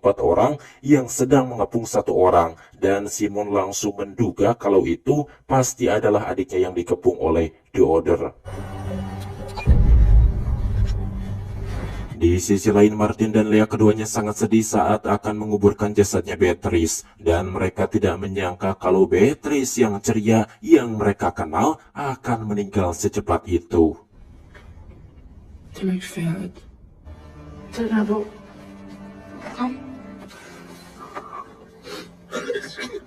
Saat mereka mulai menguburkan mayat Beatrice, Simon kembali dan segera ikut membantu menguburkan jasad Beatrice. Setelah itu Simon memberitahu kalau Rasmus tertangkap oleh The Order. Namun di sini Martin tidak habis pikir bagaimana Rasmus bisa masih hidup padahal bersentuhan dengan Beatrice yang terinfeksi. Akan tetapi Simon menjawab kalau dirinya tidak tahu. Kemudian Simon meminta bantuan Martin dan Leah untuk menyelamatkan Rasmus. Singkat cerita, setelah sampai di tempat yang cukup dekat dengan pondok dari alat drone pendeteksi suhu tubuh, mereka bisa mengetahui kalau ada salah seorang dari The Order berjaga di perimeter. Tak lama kemudian tiba-tiba Entuy yang sedang berjaga pun mendengar suara wanita yang berteriak dari kejauhan. Lantas Entuy pun langsung saja menghampiri asal sumber suara itu dan menemukan 2 wanita yang terkapar di tanah yang tak lain adalah Simon dan Leah. Kemudian Martin segera muncul dari belakang dengan menodongkan senapan, membuat Entui tidak bisa berkutik. Setelah diancam, Entui akhirnya memberitahu kalau mereka cuma bertiga, sedangkan duanya lagi adalah Rasmus dan juga Patrick, rekan mereka. Kemudian dengan menggunakan walkie-talkie milik Entui, Martin pun langsung menghubungi Thomas dan memberitahu kalau Entui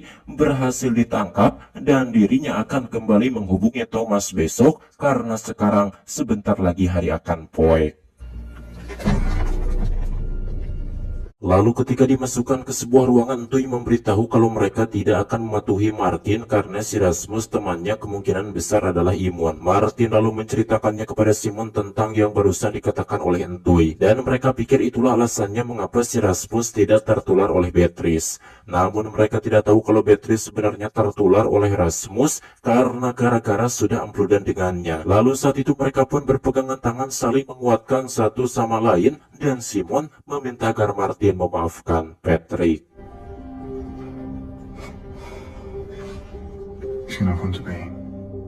Kemudian di sini kita diperlihatkan dengan masa lalu dari Thomas yang mana dirinya bersama beberapa orang lainnya direkrut oleh perusahaan Apollon. Ternyata kelompok Dodder yang dipimpin oleh Thomas ini bekerja untuk Apollon, dan Thomas beserta beberapa orang lainnya ini adalah orang dari luar zona karantina. Mereka bekerja untuk mendapatkan uang, dan tugas dari The Order ini mencari sesuatu di dalam wilayah zona karantina. Kemudian bos Apollon yang bernama Stan berkata bahwa untuk mencegah risiko mereka semua membawa virus hujan mematikan keluar dari wilayah zona karantina, pihak Apollon sudah melakukan pencegahan karena sebenarnya vitamin yang mereka minum itu berisi ribuan nano, dan jika mereka mencoba keluar dari wilayah zona karantina, satelit akan mengaktifkannya dan virus mematikan itu akan langsung menyebar di tubuh mereka. Jadi mereka jangan coba-coba untuk kabur. Mendengar hal tersebut, Thomas dan kawan-kawan pun tidak menyangka akan seperti ini. Lalu saat mereka semua sedang dibagikan seragam, ada seseorang yang mencoba melarikan diri.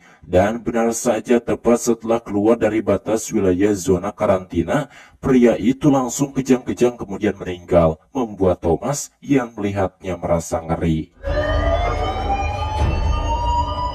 Kembali ke masa sekarang, keesokan harinya setelah menghubungi Thomas, Simon dan Thomas pun bertemu di tempat yang sudah dijanjikan. Kemudian Simon pun meminta agar adiknya dikembalikan, namun tentu saja Thomas menolak karena kemungkinan besar Rasmus itu adalah imun, dan jika memang benar begitu, maka Rasmus adalah satu-satunya harapan bagi mereka semua agar bisa keluar dari zona ini. Oleh karena itu dirinya tidak akan mengembalikan Rasmus karena kelompoknya sudah berusaha mencarinya selama 4 tahun lebih. Namun saat itu juga Martin dan Lea datang sambil membawa Entui. Lalu Lea pun mengeluarkan suntikan Apollon berisi virus dan menempelkannya ke leher Entui.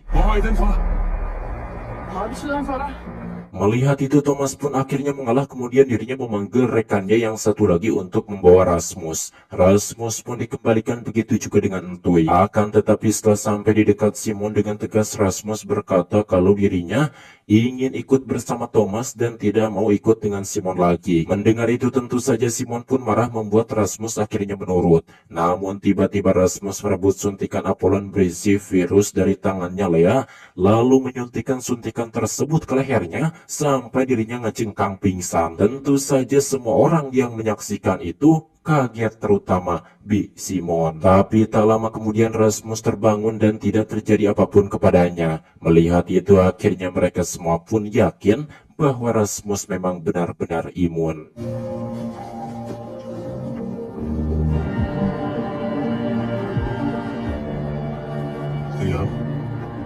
Setelah itu Martin menemui Patrick yang sedang diikat lalu melepaskannya. Kemudian Martin pun meminta maaf karena sudah mengusir Patrick. Begitupun dengan Patrick, dirinya juga meminta maaf karena ia seringkali bertindak salah dan bodoh. Lalu keduanya pun berpelukan dan saling memaafkan. Tidak hanya Patrick dan Martin, The Order juga sudah berdamai dengan Simon beserta kawan-kawan, dan Thomas akan membawa mereka semua ke Apollon. Tapi Entui tidak bisa ikut disebabkan mobilnya penuh, jadi dia akan menunggu jemputan di sini. Sebelum pergi, Entui mencium keningnya si Rasmus karena merasa yakin kalau Rasmus akan menyelamatkan mereka semua.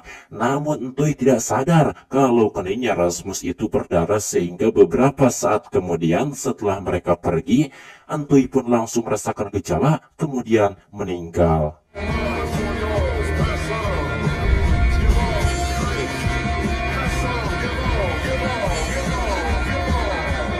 Singkat cerita, sampailah Simon dan kawan-kawan di markas besarnya perusahaan Apollon. Kemudian Thomas memisahkan mereka di mana Martin, Patrick, dan Leah disuruhnya untuk ikut ke dalam sebuah bunker. Sedangkan Simon dan Rasmus mereka dibawa untuk menemui seseorang yang sudah menunggu mereka, dan ternyata orang itu tak lain adalah ayahnya. Ternyata Pak Frederick memang masih hidup. Simon dan Rasmus pun tentu saja sangat terkejut sekaligus senang melihat ayah mereka lagi setelah 6 tahun lamanya tidak berjumpa. Di sini Simon pun marah kepada ayahnya dan dirinya melampiaskan kekesalannya yang terpendam selama ini. Namun tiba-tiba Rasmus tidak sadarkan diri, kemudian dirinya pun dibawa oleh beberapa petugas dan Frederick juga ikut. Namun sebelum itu dirinya menyuruh Simon untuk menunggu di apartemennya. Di saat yang sama Martin, Patrick, dan Leah diantarkan masuk ke sebuah bunker. Kemudian mereka bertiga disuruh untuk menunggu di sana. Dan jika obatnya sudah berhasil dibuat, mereka akan dibolehkan untuk keluar dari wilayah zona karantina ini. Vertel ons about hoe. Hey. Kemudian saat Leah hendak mandi, dirinya sangat terkejut sekaligus senang saat melihat Jen ada di sana baru saja selesai mandi. Mereka pun berpelukan dan Leah sangat senang karena Jen masih hidup. Sementara itu Simon yang sedang melamun ditemui oleh ayahnya dan mengatakan kalau Rasmus baik-baik saja. Di mana Rasmus hanya mengalami sakau karena sepertinya Rasmus sedikit kecanduan obat penahan rasa sakit yang terus diberikan kepadanya. Lalu Simon segera menanyakan tentang unek-uneknya selama ini, kenapa ayahnya tidak berusaha menjemput mereka dan malah membiarkannya terkurung di bunker selama 6 tahun. Namun ayahnya tidak menjawabnya dan justru malah menyeru Simon untuk diam. Sepertinya Pak Frederick menyembunyikan sesuatu dan tidak ingin ketahuan oleh orang-orang Apollon. Di saat yang sama Jen sudah menemui Martin dan Patrick merasa sangat lega karena Jen masih hidup dan sehat walafiat. Ternyata sebelumnya Jen ditangkap itu dibawa ke sini juga. Namun kebahagiaan mereka tidak bisa sepenuhnya karena mereka kehilangan Beatrice yang jelas tidak mungkin akan kembali karena sudah meninggal. Voor mij. Normaal. Jen, undskyld. Hey. Tak lama kemudian ada seorang petugas Apollon wanita yang datang membawakan suplemen nutrisi dan dirinya meminta Martin, Patrick, dan Leah untuk meminumnya. Karena selama 6 tahun ini pasti mereka kekurangan nutrisi dan gizi. Patrick lalu memberitahukan bahwa dirinya juga minum waktu pertama datang ke tempat ini. Namun di sini Martin dan kawan-kawan tampak ragu sehingga wanita itu pun lalu membuktikannya dengan meminum salah satu gas suplemen nutrisi tersebut. Setelah melihat wanita itu baik-baik saja, barulah Martin dan kawan-kawan pun meminumnya. Dan tentunya itu adalah suplemen yang sama dengan suplemen yang diminum oleh Thomas beserta teman-temannya. Alhasil mereka sekarang tidak akan bisa keluar dari zona wilayah karantina ini, tapi mereka tidak menyadarinya. Sementara itu Simon dibawa oleh ayahnya untuk melihat Rasmus. Anaknya itu tampak tidak sadarkan diri dan sedang dirawat oleh beberapa petugas medis. Lalu Pak Frederick menjelaskan pada putrinya itu tentang Rasmus yang memiliki obat penawar di tubuhnya dan juga tentang Rasmus yang selama ini membawa virus mematikan di dalam tubuhnya. Dan Frederick meminta putrinya itu untuk percaya kepadanya karena yang ia lakukan selama ini hanyalah untuk melindungi Simon dan Rasmus. Kemudian di sini kita diperlihatkan bahwa dulu sebenarnya Pak Frederick memang pernah kembali ke bunker di malam hari untuk melihat keadaan Simon dan Rasmus yang saat itu sudah tertidur. Namun saat itu Rasmus terbangun dan ia samar-samar sempat melihat ayahnya. Rupanya di episode pertama Rasmus berkata kepada Simon kalau dia melihat ayahnya itu bukan mimpi. Setelah itu Frederick menutup bunker tersebut dan menonaktifkannya lewat tabletnya itu. Lalu dirinya memberitahu rekannya yang bersamanya itu kalau kedua anaknya sudah meninggal. Suatu hari ketika Frederick dan Bjorn masih terus melakukan penelitian di sini, Bjorn mengungkapkan kecurigaannya tentang kedua anak Pak Frederick yang sudah mati. Sebenarnya sejak dulu Bjorn merasa ragu, jadi ia ingin memastikan dan melihat bunker itu dengan mata kepalanya sendiri.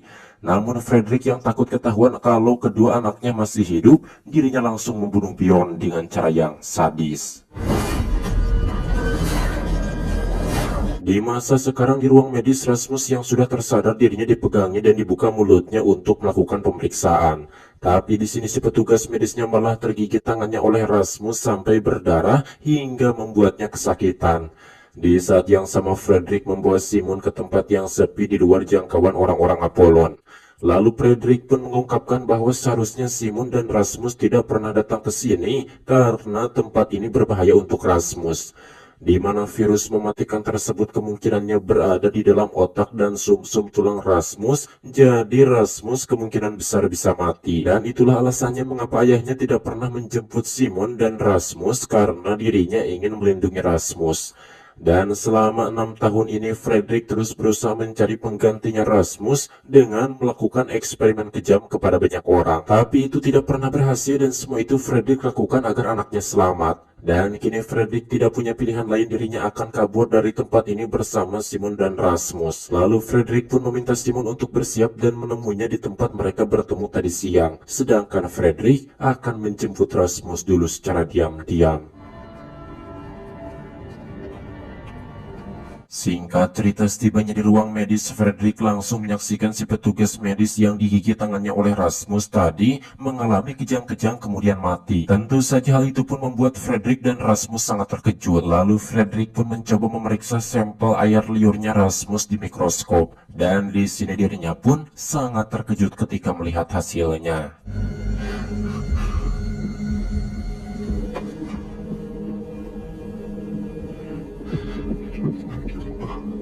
Lalu Fredrik pun pergi ke ruangan lain dan melakukan panggilan video kepada Stan, bosnya Apollon. Kemudian Fredrik pun memberitahu tentang Rasmus yang bisa menulari orang lain dan ini sangat berbahaya. Stan lalu menyuruh Fredrik untuk menjaga Rasmus tetap di tempatnya karena dirinya akan mengirim tim dan mereka akan melakukan tes kepada Rasmus. Namun Fredrik terlihat ragu karena jika tesnya dilakukan kemungkinan besar Rasmus akan mati. Tapi Stan meyakinkan bahwa hanya inilah satu-satunya tindakan yang bisa mereka lakukan terhadap Rasmus. Di sisi lain ternyata Simon mendengarkan perbincangan mereka secara diam-diam. Setelah panggilan video itu selesai, dia pun menemui ayahnya untuk menanyakan bagaimana tentang rencana pelarian mereka. Namun ayahnya memberitahu Simon kalau Rasmus ternyata menular, jadi mereka tidak bisa mengambil resiko kabur bersamanya karena itu bisa membuat mereka semua mati. Namun Simon tidak mau mendengarkan dan malah berkata jika ayahnya tidak jadi ikut maka dirinya akan pergi sendiri saja bersama Rasmus dan juga teman-temannya. Sirine alarm pun terdengar berbunyi dan Simon langsung menghubungi Martin beserta kawan-kawan menyuruh mereka keluar dari bunker. Setelah mengatakan itu, Simon langsung bergegas menuju ruangan medis tempat Rasmus berada. Sementara Martin dan kawan-kawan karena pintunya terkunci, mereka langsung membakar kardus-kardus yang ada di bunker untuk mengganggu sistem saluran udara bunker agar pintu bunkernya terbuka secara otomatis. Setelah itu mereka pun stay di pintu keluar bunker menunggu pintunya terbuka. Di waktu yang sama Simon sudah sampai di ruangan medis dan dirinya terkejut melihat ada mayat si petugas medis dan juga ada mayat petugas keamanan di ruangan sebelahnya. Simon akhirnya menemukan Rasmus di luar yang tampak bingung apakah dirinya menular.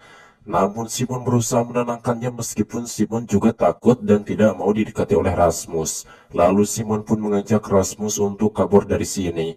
Tapi sebelum itu Rasmus harus memakai pakaian khusus. Tak lama setelah itu Martin dan kawan-kawan berhasil keluar, lalu Simon dan Rasmus yang sudah bersiap pun langsung menghampiri mereka.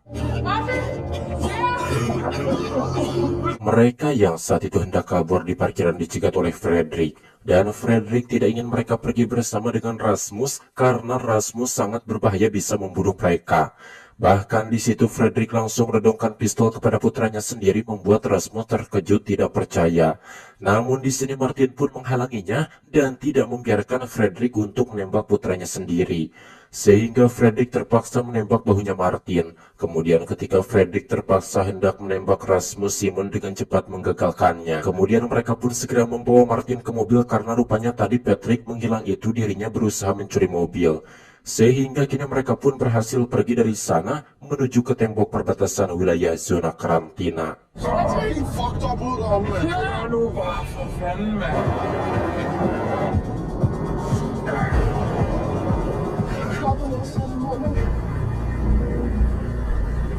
Namun ternyata Thomas dan pasukannya menghadang mereka. Kemudian Thomas pun meminta Simon untuk turun karena dia ingin menjelaskan sesuatu bahwa mereka tidak akan bisa pergi keluar dari wilayah zona karantina. Karena teman-temannya Simon yaitu Martin, Patrick, Lea, dan Jen telah meminum pil nano yang dimana mereka akan langsung terinfeksi virus mematikan dan mati jika sampai keluar dari wilayah zona karantina ini.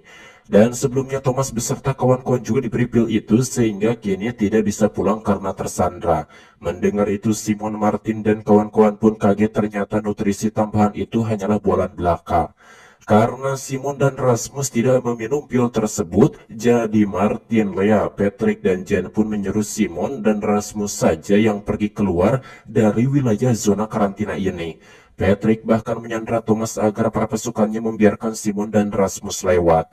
Dengan perasaan sedih kemudian Simon pun berpamitan pada teman-temannya dan tak lupa cerepotan dahulu dengan Martin sebagai salam perpisahan.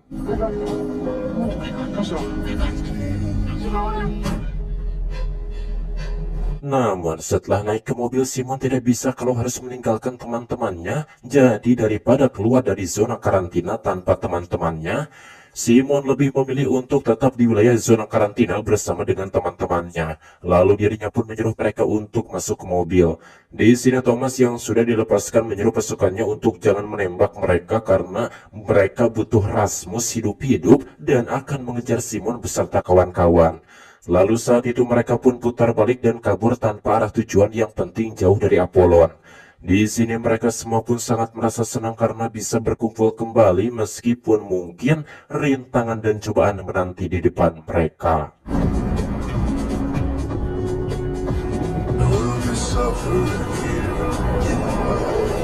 Kemudian season 1 diakhiri dengan memperlihatkan Stan yang sedang berbicara di depan investor-investor perusahaannya. Di mana saat itu Stan mengatakan bahwa Apollon telah membuat hujan buatan yang sangat lebat, yaitu hujan yang berisikan virus mematikan. Dan dunia akan membutuhkan Apollon yang akan menyelamatkan dari virus mematikan tersebut. Namun tanpa mereka ketahui bahwa Apollon lah yang telah melepaskan virusnya itu. Lalu saat itu Stan mendapatkan telepon yang memberitahu kalau Rasmus telah melarikan diri. Sementara Fredrik ayahnya masih ada, lalu Stan pun menyuruh agar Fredrik dikurung karena ia tidak bisa dipercaya. Dan Stan ingin Rasmus segera ditemukan secepatnya. Bersambung.